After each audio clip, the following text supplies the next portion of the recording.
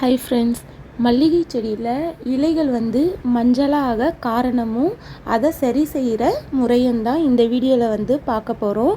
ஒரு சில காரணங்களால் இந்த பிரச்சனை ஏற்படலாம்.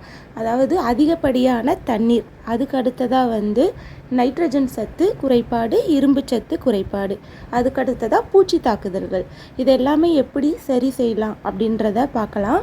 அதிகப்படியான தண்ணி இருக்கக்கூடாது செடிக்கு. நீங்கள் ட்ரைனேஜ் ஹோலை சரியாக இருக்கா அப்படின்னு செக் பண்ணி பார்க்கணும். இந்த ட்ரைனேஜ் ஹோல் வழியாக அதிகப்படியான தண்ணி வெளியேறுதா அப்படின்றத பார்த்து உறுதிப்படுத்திக்குங்க. செடியோட மேல் மண் தொட்டியோட மண் மேல் மண் காஞ்சிருந்தால் மட்டும் செடிக்கு தண்ணி விடுங்க.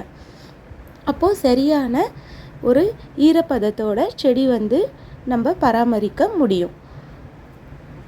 அடுத்ததாக இந்த நைட்ரஜன் சத்து, இரும்பு சத்து குறைபாட்டால் நரம்புகள் நல்லா பச்சையாக இருக்கும், இந்த இலைகள் மட்டும் மஞ்சளாக இருக்கும். இதை சரி செய்ய எப்சம் சால்ட்டை 1 லிட்டர் தண்ணியில் 1 ஸ்பூன் அளவு நல்லா கலந்து செடியோட மேலே நல்லா ஸ்ப்ரே பண்ணி விடணும். அதுக்கு அடுத்ததாக வேர் பகுதியிலையும் ஊற்றி விடணும். நைட்ரஜன் சத்து குறைபாட்டை சரி செய்ய நல்லா புளிச்ச மோர் கரைசலை அடி ஓரமாக ஊற்றி விடலாம். அப்படி இல்லைன்னா சாதம் வடித்த கஞ்சி தண்ணியை நல்லா புளிக்க வச்சு அது கூட தண்ணி கலந்து அதையும் அடி ஓரமாக கொடுக்கும்போது இந்த நைட்ரஜன் சத்து குறைபாட்டை சரி செய்ய முடியும்.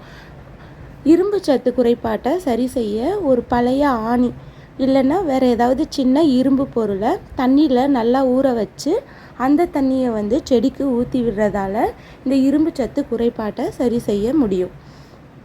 அடுத்ததாக வெயில் சரியான அளவில் மல்லிகை செடிக்கு கிடைக்கணும். ரொம்ப அதிகப்படியாக கிடைச்சாலும் இந்த பிரச்சனை வரலாம், குறைந்தபட்சம் கிடைச்சாலும் இந்த பிரச்சனை வரலாம். 6 மணி நேரம் நல்ல சூரிய ஒளி கிடைக்கிற மாதிரி இடத்துல இந்த மல்லிகை செடியை நம்ம வச்சு வளர்க்கலாம்.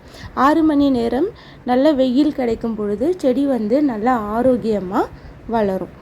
அதுக்கடுத்ததாக பூச்சி தாக்குதல். இந்த பூச்சி தாக்குதலில் பூஞ்சை தாக்குதல்கள், அடுத்ததாக வேர்ப்புழு, இந்த பிரச்சனைகள் இருந்தாலும் இந்த இலைகள் மஞ்சளாக ஆகும். இதை சரி செய்ய வேப்பம் புண்ணாக்கை நம்ம மல்லிகை செடியோட வேர் பகுதியில் அடி ஓரமாக கொடுக்கலாம். கொடுக்கும் பொழுது இந்த பூஞ்சை தாக்குதலும் இந்த வேர்ப்புழுக்கள் பிரச்சனையும் இல்லாமல் நம்ம செடியை பாதுகாக்க முடியும். Thank you friends. இந்த வேப்பம் புண்ணாக்கை நம்ம எந்த அளவுக்கு கொடுக்கலாம் அப்படின்னா 1 கைப்பிடி அளவு கொடுத்தா போதும் செடியோட வேர் பகுதியில்.